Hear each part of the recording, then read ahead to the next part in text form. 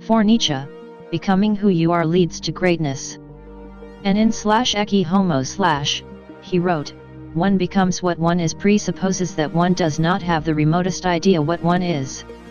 The question of how you become what you are begins with the idea that you don't know what you are in the first place. You're something that has to be discovered, and by taking the journey towards self-discovery, you're embarking on the journey of a lifetime, while also moving towards your own greatness. But you're probably wondering, where do I discover myself? No one knows where you can find yourself except for you. There are no directions, no signposts, and nobody to follow. You have to follow your instincts. Only you know which direction to take. There are things which naturally attract your attention, and they present you with questions you can't help but think about or want answers to. Those questions will lead you towards yourself. Your instincts are the compass which will guide you on your journey. But if I follow my instincts, I know I'll only do things that are bad for me, you say. That's because, as Nietzsche would say, your instincts are corrupted. You're a decadent. A decadent's internal compass is corrupted, and so it leads them in the wrong direction. But you can recalibrate your compass and reclaim your instincts. The question is, are you willing to pay the price?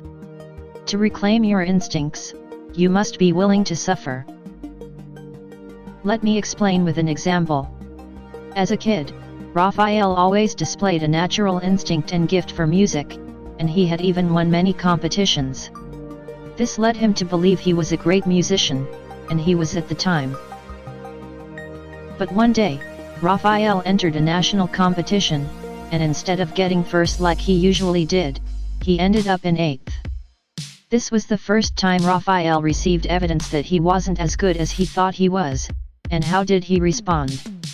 He claimed that the competition was rigged, and he vowed to never enter one again. And this moment marked the beginning of Raphael's decline. Staying true to his vow, he never entered another competition again. And in fact, he began avoiding any situation that might show that he wasn't the best musician like he always thought he was. Yet, as he grew older, he spent thousands of hours writing and recording hundreds of original songs in his own bedroom, songs which he had never shared with anyone. When his friends asked him why, he said it was because he was waiting for the right time. Whenever his friends showed him a popular song that they liked, he told them about how he was working on one that was even better. "Wait until you see what I'm working on," he said. "It's way better than that." "Show us then," his friends said. "I will, when the time is right," he said back. Sure, okay Raphael," they said in disbelief.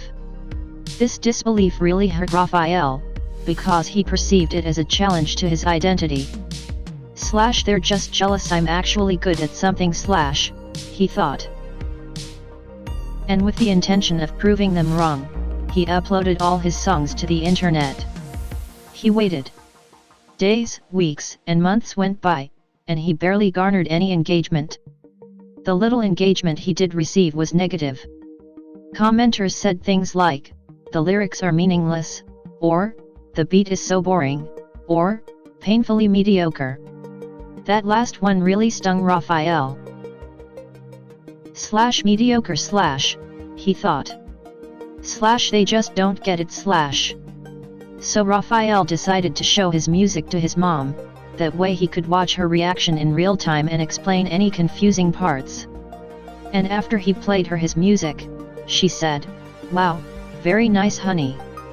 And he had heard that phrase one time before, when, as a child, he made her 2 pieces of incredibly burnt toast for Mother's Day.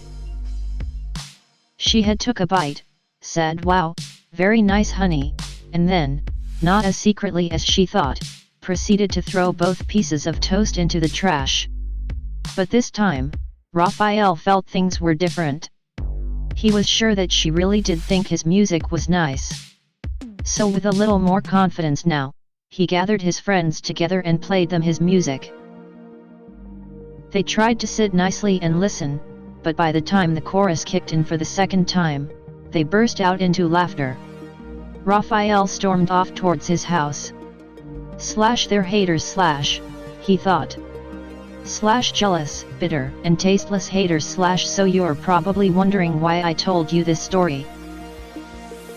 Because I think it encapsulates the behavior of someone who's unwilling to suffer.